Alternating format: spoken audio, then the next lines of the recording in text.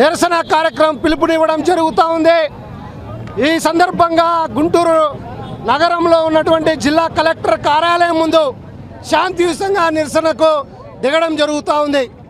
ప్రధానంగా రాష్ట్రంలో ఉన్నటువంటి ఎస్సీ, ఎస్టీ, బీసీ, మైనారిటీ సంక్షేమ హాస్టల్స్, అదేవిధంగా గురుకులాలు, కస్తూర్బా మోడల్ స్కూల్స్ సంబంధించినటువంటి విద్యార్థులకు మౌలిక సదుపాయాలు కల్పించాలని ప్రధానమైనటువంటి డిమాండ్. దాదాపుగా విద్యార్థులకు 7 నెలలుగా కాస్మెటిక్ ఛార్జీలు, మెస్ ఛార్జీలు పెండింగ్లో ఉన్నాయి. అదేవిధంగా విద్యార్థులకు 6 సంవత్సరాలుగా ట్రంకు పెట్లు, దుప్పట్లు, గ్లాసులు, ప్లేట్లు, మరి ఇప్పుడు వర్షం వచ్చే నేపథ్యంలో సీజనల్ వ్యాధులు విద్యార్థులు విపరీతంగా వచ్చే పరిస్థితి. దోమతెరలు, వైద్య రంగానికి సంబంధించిన శిబిరాలు కూడా ఏర్పాటు చేయాలని, అదేవిధంగా శిథిలా వ్యవస్థలో ఉన్నటువంటి భవనాలను మరమ్మతులు చేయించి అవసరం మేరకు ఉన్నటువంటి అవసరాలకు మేరకు సొంత భవనాలు నిర్మించాలని, అదేవిధంగా విద్యార్థులకు చిన్న బియ్యాన్ని అమలు చేసి ధరలకు అనుగుణంగా మెస్ ఛార్జీలు పెంచాల్సినటువంటి అవసరం ఉంది. మరి ఇప్పుడు చూస్తున్నటువంటి ధరలు ఆకాశానికి అంటినటువంటి పరిస్థితి. అటువంటి సందర్భంలో మరి ఇవాళ పాత పద్ధతిలోనే మెస్సు బిల్లులు విడుదల చేయడం ద్వారా ధరలకు అనుగుణంగా మరి వార్డన్లు తీసుకొచ్చి విద్యార్థులు నాణ్యతమైనటువంటి ఆహారాన్ని అందించలేకపోతున్నారు. కాబట్టి తక్షణమే ధరలకు అనుగుణంగా మెస్ ఛార్జీలు పెంచాలని చెప్పేసి ప్రధానంగా డిమాండ్ చేస్తూ ఉన్నాం. లేని పక్షంలో పెద్ద ఎత్తున ఆందోళనకు శ్రీకారం చుడతాం.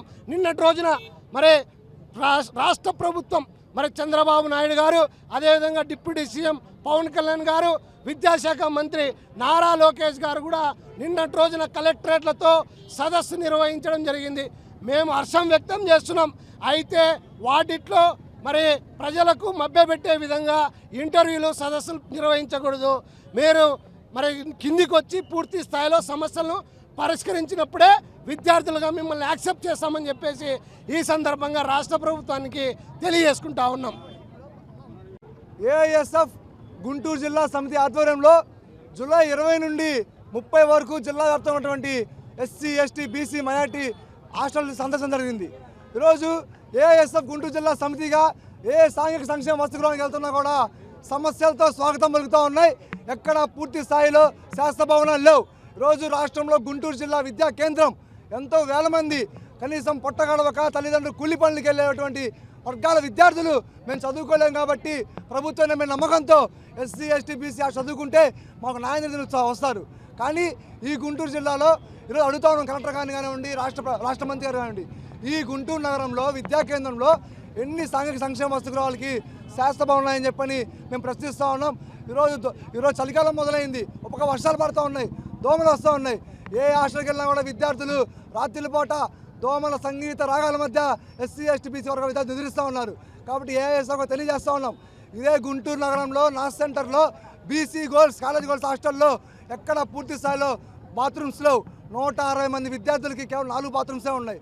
ఎట్లా రెడీ అవుతారు, వాళ్ళు ఎట్లా వెళ్తారని చెప్పి కాదు ఏఎస్ఎఫ్ ప్రశ్నిస్తూ ఉన్నాం. కాబట్టి తక్షణమే మీరు మాత్రం రాష్ట్ర ప్రభుత్వం మెనూ మాత్రం భారంత ఇచ్చారు, కానీ దాని ధర మాత్రం 52 రూపాయలు ఇస్తున్నారు విద్యార్థులకి. ఇదే మీరు ఇచ్చిన ప్రభుత్వం మెనూ సరుకులు కొనాలంటే రైతు బజార్లో 73 రూపాయలు పడుతూ ఉన్నాయి, కానీ మీరు కేవలం 52 రూపాయలు ఇస్తూ ఉన్నారు. మరి 52 రూపాయలకి ఎటువంటి ఆహారం అందని చెప్పి మేము ఏఎస్ఎఫ్ ప్రశ్నిస్తూ ఉన్నాం. మేము అడుగుతూ ఉన్నాం, ఇదే జిల్లా అధికారులు మీ బిడ్డలకి, మీ కడుపు పుట్టిన బిడ్డలకి ఇదే అన్నంతో కూరలతో అన్నం పెడతారని చెప్పి అడుగుతూ ఉన్నాం.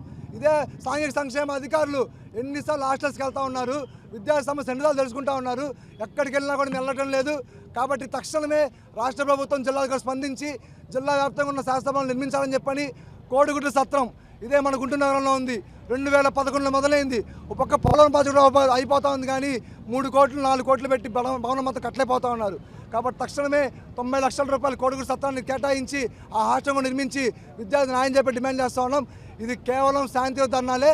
ఒక నెల రోజుల్లో విద్యా సమస్య పరిష్కరించకపోతే మాత్రం రాష్ట్ర ప్రభుత్వాన్ని హెచ్చరిస్తూ ఉన్నాం. చలో సచివాలయం పిలిపిస్తామని చెప్పని ఏఎస్ఎఫ్కి హెచ్చరిక జారీ చేస్తూ ఉన్నాం. బందెల్ నాసర్జీ, ఏఎస్ఎఫ్ జిల్లా ప్రధాన కార్యదర్శి.